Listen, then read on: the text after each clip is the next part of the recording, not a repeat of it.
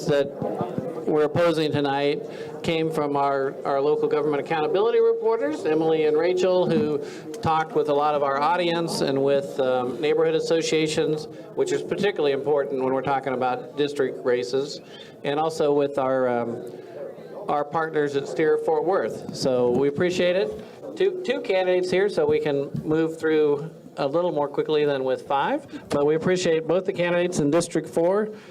This is the race in which incumbent Alan Blaylock decided to move in District 10, so there is not an incumbent in this race.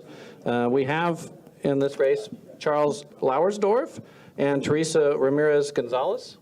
We appreciate both of you being here, and we'll start with 1-minute introductions. So alphabetically, you get to go first, candidate Lauersdorf. Awesome. Well, my name is Charlie Lauersdorf. I'm a married father of 6, God-fearing man. Spent nearly 2 decades in the United States Marine Corps now. I'm a Tarrant County CASA volunteer. I'm a Freemason, and most importantly, a TCU grad and a barbecue extraordinaire, if I may say so myself. I'm running because I feel like we have a lot at stake here in Fort Worth. I believe, you know, looking at how other big cities have grown and seeing what they've gotten, how out of focus they've become, you know, my belief is we need to keep City Council focused on the issues that actually matter and not just the issues you hear in the news. We can all agree there's nothing sexy about potholes or street infrastructure or even lights that turn purple. However, those are all things that we need to focus on here in the city. And we need a City Council that has a backbone, who's willing to stand up for that and also stand up for what's right for the right reasons. Thank you. All right. Thank you. Now opening statements from candidate Ramirez Gonzalez.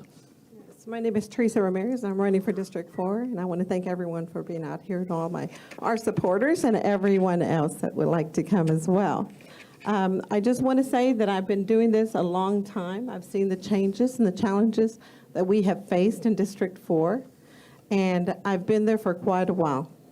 I have our neighborhood association president right there, Mr. Lance Griggs. So we have been doing a lot of work with our elected leaders, and I'm ready to continue it.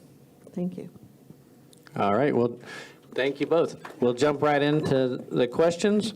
The first one, I think transportation seems to be a theme with some of our audience, but commute times on I-35 can take up to an hour and a half to get from the core of the city to the Alliance Job Center during peak commute hours. How can the city improve mobility to job centers in the Alliance area and promote smart residential growth in North Fort Worth? There we go.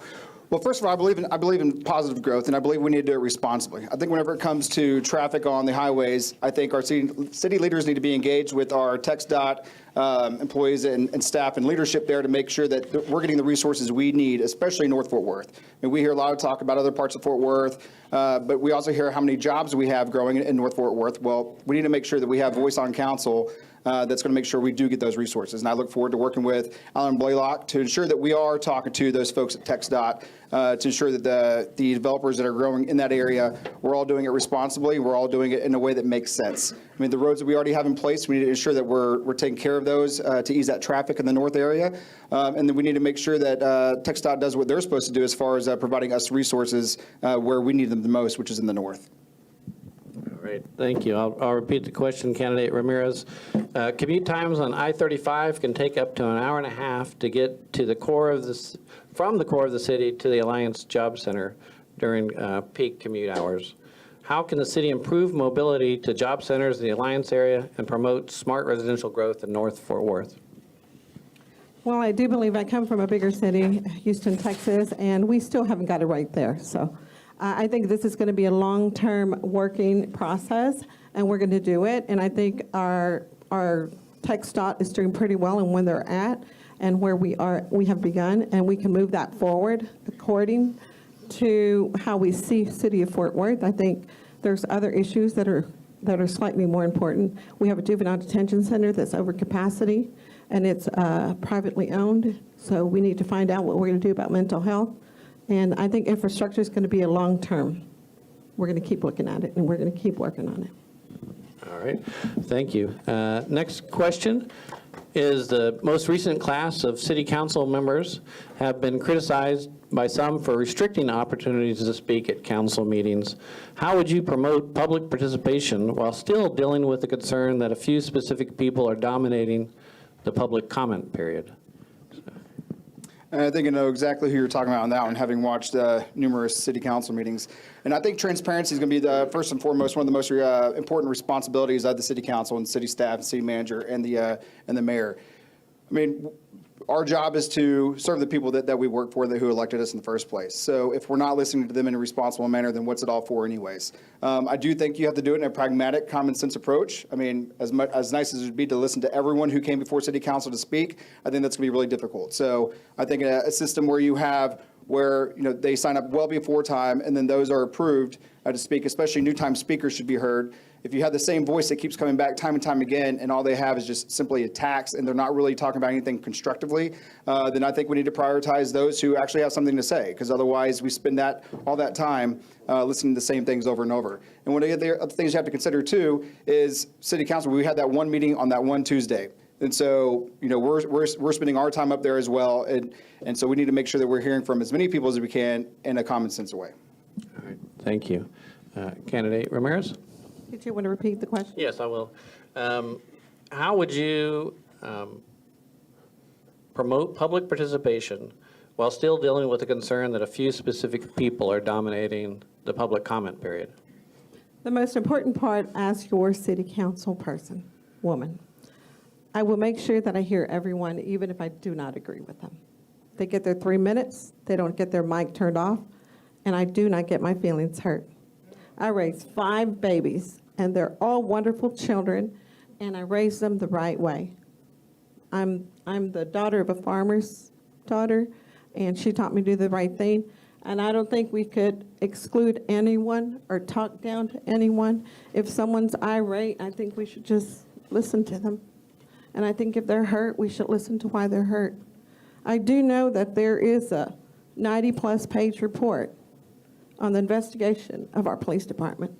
And I support my police, but I will not support any political organization. I'm only true to the people. Thank you. Thank you. Next question is, how important do you feel public transportation options are in providing job access and opportunity in a growing and diverse community? So how important, your thoughts on public transportation in providing job access and opportunity? Well, I think it's incredibly important, especially someone mentioned earlier how many jobs there are in North Fort Worth, and having folks that live all over Fort Worth having a way to get to and from work. However, I also believe that we need to do it in a responsible manner. I mean, if we have buses that are empty all the time where the only person on it is the driver, then we need to take a better look at it and see if we actually need them in that area and reallocate resources to where they are needed. I don't believe that we should be using taxpayer dollars to fund these empty buses to and from. I mean, certainly, I know everyone in this room can probably attest to how much the gas prices are. Well, guess what? We're all paying for those, pay for the gas in those buses. So I think whenever we work with our partners at TN, we need to make sure that they're doing it in a responsible manner and find ways and creative ways and resourceful ways of making sure that we have opportunities to get folks to and from where they need to go if they don't have transportation of their own. All right, thank you. And candidate Ramirez, question is, how important do you feel public transportation options are in providing job access and opportunity in a growing and diverse community?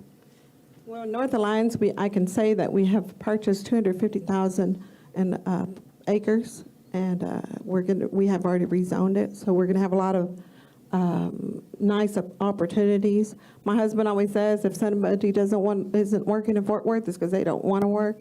We are 12th largest city, and we're one of the fastest growing cities. So definitely we're going to need something to really move forward. I'm totally positive in going in that way because we're going to have to start learning how to use all these wonderful opportunities that Alliance Airport is going to be offering that we have with Hillwood and Associates. So of course we're going to move that forward. All right, thank you. And we have one more question before we go to closing statements. District 4 is home to multiple school districts such as Keller ISD and Fort Worth ISD, of course. How should the city engage with school districts in Fort Worth to support students and ensure success in and out of the classroom? What's the city's role in public education? Well, it's a partnership, right? It's not just city council. It's city council with our school districts. It's with our water boards. It's with everyone who has a stake in our community, and that includes everyone in this room as well. So I think, whenever you look at your city council, they should be talking to the other school boards that are out there, finding out what they're doing, what's working for them and what's not. I mean, collectively, if we bring everyone together in the same room, no matter what side of the aisle you're on, if we're all in it for the right reasons, then I think we can keep moving Fort Worth in the direction it's going, which I think is in a positive direction. All right. Candidate Ramirez, the same question is District 4 is home to multiple school districts such as Keller ISD and Fort Worth ISD. How should the city engage with school districts in Fort Worth to support students and ensure success in and out of the classroom?